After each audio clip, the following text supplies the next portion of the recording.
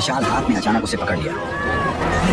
ठीक उसी पल पीछे से एक और पहाड़ जितना बड़ा दानव उसके सामने आ गया। रेडरिक डर के मारे वहीं जमीन पर गिर पड़ा और जल्दी जल्दी अपने बैग में कुछ ढूंढने लगा। लेकिन जैसे ही दानव उसे पकड़ने के लिए हाथ बढ़ाने लगा, ठीक उसी पल रेडरिक ने एक चमकता हुआ ताज बाहर निकाल लिया। ताज को देखते ही दानव वहीं रुक गए, मानो किसी अदृश्य ताकत ने उन्हें जकड़ लिया। दरअसल ये एक जादुई ताज था, जिसके हाथ में भी ये शक्तिशाली ताज होता। दानव उसकी हर बात मानने को मजबूर हो जाते। उधर जैक दानव का पीछा करते करते उनके ठिकाने तक पहुंच गया और वहाँ का नजारा देखकर वह हैरान रह गया, क्योंकि चारों तरफ खूबसूरत झरने और ऊंचे ऊंचे पहाड़ थे जो किसी स्वर्ग से कम नहीं लग रहे थे। वहीं पर 2 सिर वाला दानव राजकुमारी को एक पिंजरे में कैद किए हुए था। फिर वह उसे बाकी दानवों के पास ले गया, जहाँ सारे दानव इकट्ठा होकर उसकी तरफ देखने लगे। तभी वो दानव भी लौट आया जिसने कप्तान और उस मोटे सैनिक को पकड़ा था। उसने उन दोनों को लाकर पिंजरे के पास फेंक दिया। यह देखकर 2 सिर वाले दानव को शक हुआ कि शायद और भी इंसान यहाँ मौजूद है, इसलिए उसने जमीन पर पड़े एक मोटे सैनिक को पकड़ लिया और उसकी गर्दन मरोड़कर उसे जिंदा ही निकल लिया। इसके बाद दानव ने उसके कवच को बाहर थूक दिया और जैसे ही वो दानव कप्तान को धमकी देने लगा कि वह राजकुमारी को भी खा जाएगा, तभी पास से एक आवाज आई जिसने सबका ध्यान अपनी तरफ खींच लिया। दरअसल वो आवाज किसी और की नहीं बल्कि उसी गद्दार रेडरिक की थी। उसके सिर पर पहने ताज को देखते ही बाकी सभी दानव तुरंत घुटनों के बल झुक गए और उसी पल उसका असली प्लान सबके सामने आ गया। वह सीधे 2 सिर वाले दानव के सामने गया और उसे घुटनों पर आने का हुक्म दिया। उसके सिर पर ताज देखकर 2 सिर वाला दानव मजबूरी में झुक गया और फिर रेडरिक उसके चेहरे पर पैर रखकर धीरे धीरे चलते हुए सिंहासन की ओर बढ़ गया और उसी पल से रेडरिक दानवों की दुनिया का नया राजा बन गया। उसने इंसानों पर हमला कर पूरी दुनिया जीतने का ऐलान कर दिया। उसकी बातें सुनकर दानव सेना बहुत ज्यादा खुश हो गई, पर 2 सिर वाले दानव के दिमाग में कुछ और ही चल रहा था। उधर दानव ने कप्तान को पकाने के लिए उठाकर सीधे चिपचिपे आटे पर फेंक दिया। वह जितना छटपटाया उतना ही उसमें फंसता चला गया। तभी दानव आगे बढ़ा और उसने कप्तान के ऊपर मुट्ठी भर आटा पटक दिया। इसके बाद दानव ने बड़ी ही घिनौनी हरकत की।